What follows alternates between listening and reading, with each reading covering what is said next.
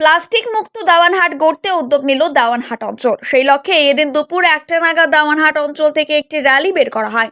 এই র্যালিতে উপস্থিত ছিলেন কোচবিহার 1 নম্বর ব্লকের বিডিও, দাওয়ানহাট অঞ্চলের প্রধান, পঞ্চায়েত সদস্য, বিভিন্ন প্রাইমারি স্কুলের শিক্ষক শিক্ষিকা, স্কুল পড়ুয়া সহ আরো অনেকে। এই র্যালিটি গোটা দাওয়ানহাট বাজার পরিক্রমা করে আবার দাওয়ানহাট অঞ্চলে এসে শেষ হয়। এই র্যালি থেকে দেখা যায় কোচবিহার 1 নম্বর ব্লকের বিডিও বিভিন্ন দোকানে দোকানে গিয়ে প্লাস্টিক ব্যবহার বর্জন করতে সচেতন করছেন। পাশাপাশি তিনি পথ চলতি মানুষদেরও সচেতন করেন। পাশাপাশি এদিন অঞ্চল অফিসের হল করে বিভিন্ন প্রতিযোগিতায় অংশগ্রহণকারীদের মধ্যে প্রথম, দ্বিতীয়, তৃতীয় স্থান অধিকারীদের হাতে পুরস্কার ও শংসাপত্র তুলে দেওয়া হয়। এছাড়াও এদিন আমাদের ক্যামেরার মুখোমুখি হয়ে আরো কি জানালেন কোচবিহার 1 নম্বর ব্লকের বিডিও ও পঞ্চায়েত প্রধান, আমরা শুনে নেব।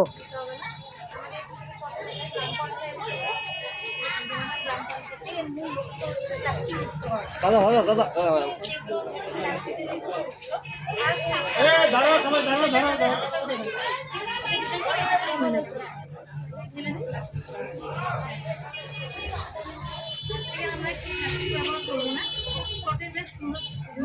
ওয়াশেবেলও আছে, আপনি দিয়ে দিন। এটা যারা যারা আসবে সবাইকে প্লাস্টিকের ব্যবহারই না করবেন, ঠিক আছে? এখানে প্লাস্টিকের ক্যারি ব্যাগ ব্যবহার করবেন না, বুঝলেন? দোকানে এটা রাখবেন না। লোক আসলে আপনারা বলবেন যে চটের ব্যাগ বাড়ির থেকে নিয়ে আসেন। পঞ্চায়েতের উদ্যোগে প্লাস্টিক মুক্ত পরিবেশ করার জন্য আমাদের আজকে সমন্বিত ব্লক এবং আমাদের গ্রাম পঞ্চায়েত থেকে আজকে আমরা বাচ্চাদের নিয়ে, আমাদের স্কুল পড়ুয়াদের নিয়ে আমরা একটা র্যালি করছি, যেখানে আমরা দোকানে দোকানে গিয়ে যাদের প্লাস্টিক দেখেছি তাদের হাতে আমরা চটের ব্যাগ তুলে দিয়েছি। এটার একটাই লক্ষ্য, যাতে ভবিষ্যতে আমরা আজকে যে শুধু একটু বাজারে করলাম সেরকম আমরা ভবিষ্যতে প্লাস্টিক ব্যবহার না করি, চটের ব্যবহারের মাধ্যমে আমরা পরিবেশকে প্লাস্টিক মুক্ত করি। এটাই আমাদের মূল লক্ষ্য। আচ্ছা, আপনার কতটা কাজ হবে মনে হয়? কারণ এর আগে তো বহুবার প্রচেষ্টা করা হলো। এটা মানুষের অ্যাওয়ারনেস, আমরা অনেকটাই পৌঁছে গেছি। এবারে একটা পিকে পৌঁছতে গেলে যেটুকু সময় লাগে, লাস্টের পথটাই খুব কঠিন হয়, আমরা সেই পথে আছি। 100%ই অ্যাচিভ করবো আমরা। জাস্ট কি এটা কি দেওয়ানার গ্রাম পঞ্চায়েতের জন্য না? না, সব গ্রাম পঞ্চায়েতেই। তবে দেওয়ানা গ্রাম পঞ্চায়েতের একটা ভালো উদ্যোগের জন্য ম্যাডামকেও এখানে জেলা থেকে সম্বর্ধনা দেওয়া হবে। কালকে কোচবিহার 2তেও সেম প্রোগ্রামই আছে আমাদের। তো আমরা আজকের এই কারণের জন্য আমরা এখানে ব্লক থেকেও আমরা এখানে এসে একত্রিতভাবেই এই উদ্যোগটা নিয়েছি।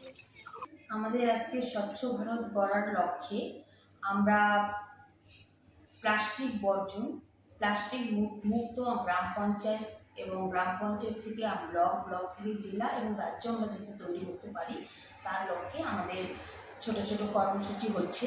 বিগত দিনেও আমাদের কর্মসূচি হয়েছে।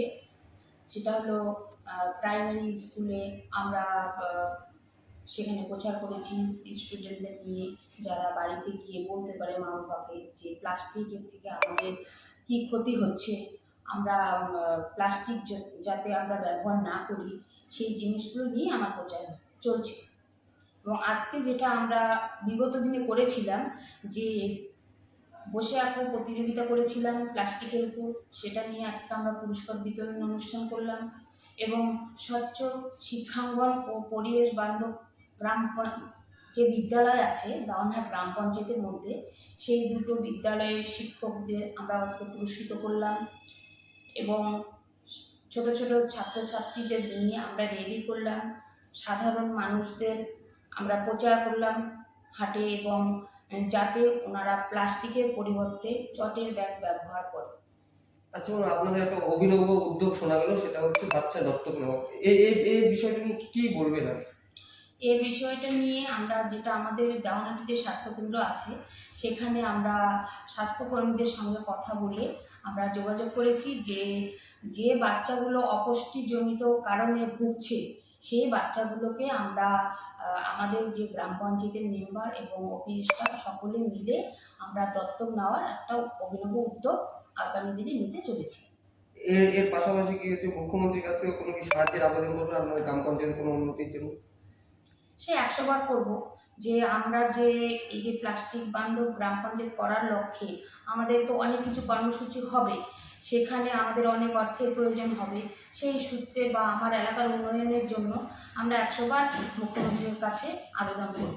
আর কতটা সাড়া পাবেন এই যে প্রোগ্রাম যেটা আপনারা করছেন, যে প্লাস্টিক হচ্ছে পরিবেশ মুক্ত করতে প্লাস্টিক?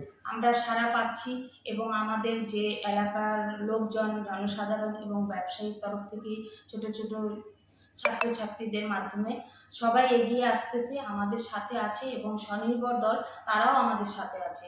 আমরা আজকে একটা অভিনব যে প্লাস্টিকের পরিবর্তে আমরা বাজারে যে লোকগুলোকে দেখলাম যারা প্লাস্টিকের ক্যারি ব্যাগে করে বাজার নিয়ে যাচ্ছে, তাদেরকে আমরা চটের ব্যাগ তাদের হাতে তুলে দিলাম।